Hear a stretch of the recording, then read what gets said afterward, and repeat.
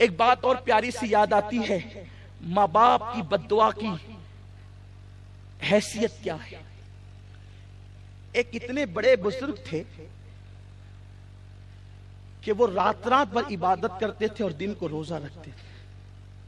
ایک دن وہ اپنی ماں کے پاس ہے اور ماں سے کہا، امی مجھے بہت یاد آتی ہے کہ میں کعبۃ اللہ کا طواف کروں، کعبے کی بہت یاد آ رہی ہے، روضہ رسول کی یاد آتی ہے، میں جانا چاہتا ہوں۔ ماں نے کہا، بیٹا میری خدمت کے لیے تیرے سوا اور کون ہے؟ اگر تو چلا جائے گا تو میری خدمت کون کرے گا؟ اس لیے میں تجھے اجازت نہیں دیتی، تو نے نہیں جانا۔ اب انہوں نے یہ سنا، رک گئے۔ پھر دل میں خیال آیا کہ ماں منع کر رہی ہے لیکن جانا تو نیک کام کے لیے نا، کعبۃ اللہ کی حاضری کے لیے جانا۔ اگر لوگ برا نہیں مانے تو میں ان کو یہ بات بھی کہنا چاہتا ہوں، آج لوگوں نے تبلیغ کے ایسے طریقے نکال لیے، ماں باپ گھر میں سسکتے ہیں اور بیٹا کبھی 40 دن کے لیے جا رہا ہے، کبھی 4 مہینے کے لیے جا رہا ہے، کبھی 1 سال کے لیے جا رہا ہے۔ کہاں جانے کا؟ دین کی تبلیغ کے لیے۔ کہاں جانے کا؟ جنت کی تلاش میں۔ نادان جنت گھر میں اسے چھوڑ کر جنت کی تلاش میں جا رہا ہے۔ افسوس ہے لوگوں نے خدا جانے کس کس انداز سے گمراہ کرنے کی کوشش کی۔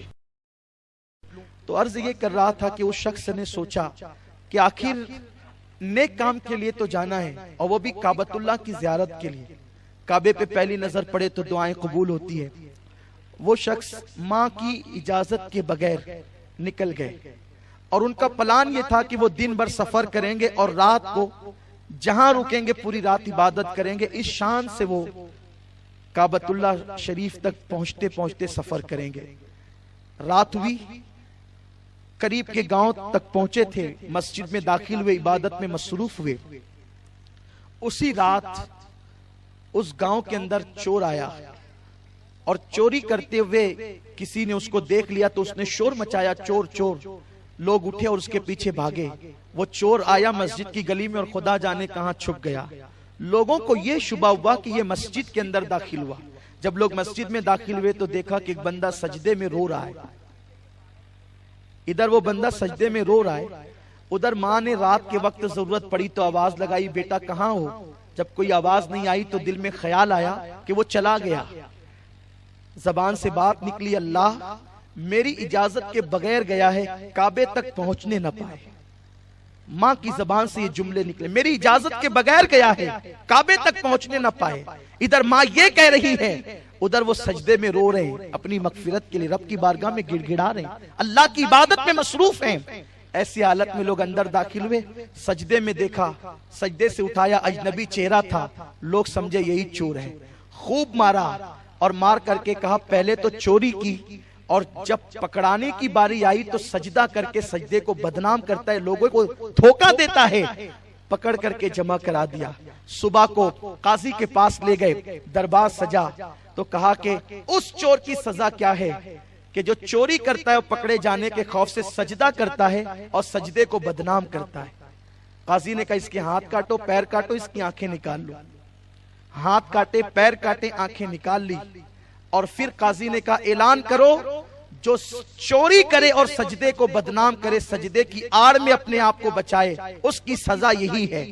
جیسے کسی شخص نے اعلان کیا لوگوں یہ اس چور کی سزا ہے جو چوری کرتا ہے اور پکڑے جانے پہ سجدے کو بدنام کرتا ہے، سجدے کی آڑ میں اپنے آپ کو بچانا چاہتا ہے، یہ اس کی سزا ہے۔ جب یہ اعلان کیا تو اس شخص نے روتے ہوئے کہا اے اللہ کے بندے یہ اعلان مت کر، یہ اس چور کی سزا ہے جو سجدے کی آڑ میں اپنے آپ کو بچاتا ہے، بلکہ یہ اس عمرہ کو جانے والے زائر کعبہ کی سزا ہے جو اپنی ماں کی اجازت کے بغیر کعبے کی زیارت کو جا رہا تھا۔ بات دل سے نکلی، دل میں اتری، لوگوں نے دیکھا تو پہچانا، ارے یہ تو قریب کے گاؤں کے فلاں بزرگ ہے، اور لوگ ان کو بہت عقیدت کی نگاہ سے دیکھتے ہیں۔ اگر ہمارا یہ عمل ان لوگوں کو پتا چل گیا وہ ہمارے گاؤں کی اینٹ سے اینٹ بچا دیں گے۔ انہوں نے فوراً خاموشی سے ان کو اٹھایا اور دوسری رات اٹھا کر کے لے جا کر ایک علاقے میں ان کو ڈال دیا، اندازے سے کہیں بھی لے جا کر اس گاؤں میں ڈال دیا۔ ابھی ڈالا، یہ چیخنے لگے، بھوک لگی تھی، کوئی ہے مجھے کھانا کھلانے والا؟ قریب کے گھر سے آواز آئی اے فقیر ہاتھ بڑھا تاکہ میں تجھے کھانا دوں۔ انہوں نے کہا کہ مائی میرے ہاتھ کٹے ہوئے ہیں، میں کیسے ہاتھ بڑھا سکتا ہوں؟ تو کہا چل کر کے آتا کہ میں تیری جھولی میں کھانا ڈال دوں۔ تو کہا کہ مائی میرے پیر بھی کٹے ہوئے ہیں، میں چل بھی نہیں سکتا۔ تو کہا تو اجنبی ہے، نامحرم ہے، میں تیرے سامنے کیسے آ سکتی ہوں؟ تو کہا مائی میری آنکھیں بھی نکلی ہوئی ہے، مجھے بس کھانا کھلا دے۔ جیسے گھر سے وہ خاتون باہر نکلی، کیا دیکھا کہ وہ کوئی اور نہ تھا، وہ انہی کا بیٹا تھا جو اجازت کے بغیر کعبۃ اللہ کی حاضری کے لیے جا رہا تھا، اور ماں کی زبان سے نکلا میری اجازت کے بغیر گیا، کعبے تک پہنچنے نہ پائے۔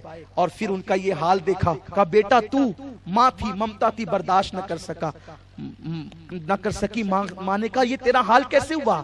تو انہوں نے کہا ماں تمہاری اجازت کے بغیر کعبے کی زیارت کے لیے جا رہا تھا، اس لیے میرا یہ حشر ہوا۔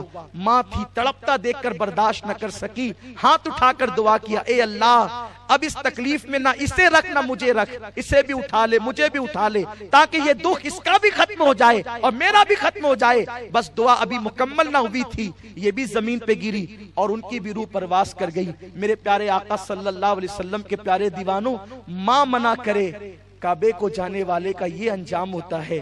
تو جو لوگ ماں کے منع کرنے کے بعد ناجائز لڑکیوں سے دوستی کر رہے ہیں، پسند کی شادیاں کر رہے ہیں، زنا کے اڈوں پر، جوؤں کے اڈوں پر، کھیل کود میں جا کر کے اپنا وقت برباد کر رہے ہیں، ان کا انجام کیا ہوگا؟ اللہ ہم سب کو اپنے ماں باپ کی قدر کی توفیق عطا فرمائے۔ SDI چینل کو سبسکرائب کریں اور بیل بٹن پر کلک کریں تاکہ آپ کو سب سے پہلے ہماری نئے ویڈیوز اور لائیو اجتماع کے لنک ملیں۔